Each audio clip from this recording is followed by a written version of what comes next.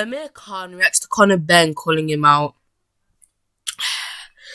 Amir Khan responded on social media on Sunday to being called out by Conor Benn, and he said he has nothing to offer him in terms of world titles. If Benn, with 18 wins, 0 losses, 12 knockout wins, had a world title in his position, Khan, with 34 wins, 5 losses, 21 knockout wins, said the fight would make sense, but he doesn't. Benn's quick first round knockout win over Samuel Vargas with 31 wins, 7 losses, 2 draws, 14 knockout wins last Saturday night at the Copper Box Arena in London, England, seemed to plant ideas into his head. He's ready to take on the well-known fighters like Amir Khan. The victory of Benn wasn't as great as he's making it out to be, seeing that the referee, Michael Alexander, prematurely stopped the fight while Vargas covered up on the ropes. Connor's fight was stopped too quickly. Benn threw one brief flurry of punches in the first round, and the referee dove in and stopped the fight out of the blue. It was disappointing to a lot of boxing fans, many of which complained angrily.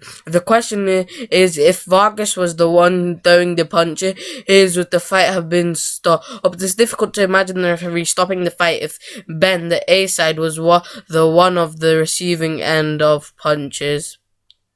Charles Byrne isn't the least surprised that Khan isn't excited about the idea of fighting Benn, as he's looking for a big payday against Kell Brook, being used as a stepping stone for Benn clearly isn't on Khan's agenda, who is somewhat popular at this late stage of his career. Yeah, Khan obviously frittered away the best of years of his career by not taking the Brook fight when it would have paid him a lot of money. Still, he did alright for himself, making loads of dough against Canelo Alvarez, Danny Garcia, and Terence Crawford. Not only did Benn call out Khan, but he also called out Sean Porter and Adrian Broner. Neither of those guys would have any interest in fighting Benn, as he's nothing to offer them as well. Conor is not a world champion, and he's not popular enough for Broner or Porter to make a bundle of dough fighting him. Unless Benn's promoter Eddie Hearn wants to overpay Broner or Porter to take the fight with Benn for 2 or 3 million, it's not going to happen. Khan is not interested in Benn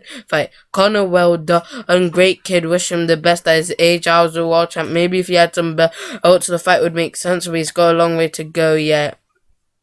What's hard to understand is why Benn didn't call out other fighters besides Khan, Porter, and Broner. There are many guys that Benn could have called out that would have given him more attention in the boxing world than calling out faded fighters like Khan and Broner. Give me Amir Khan, said Benn in calling out Khan. If he wants it, he can have it. I can deal with pressure and I can cope with it. I can live with it, no problem. I'm ready for the top dogs. Sean Porter, Adrian Broner, get the word prospect. I ain't a prospect no more.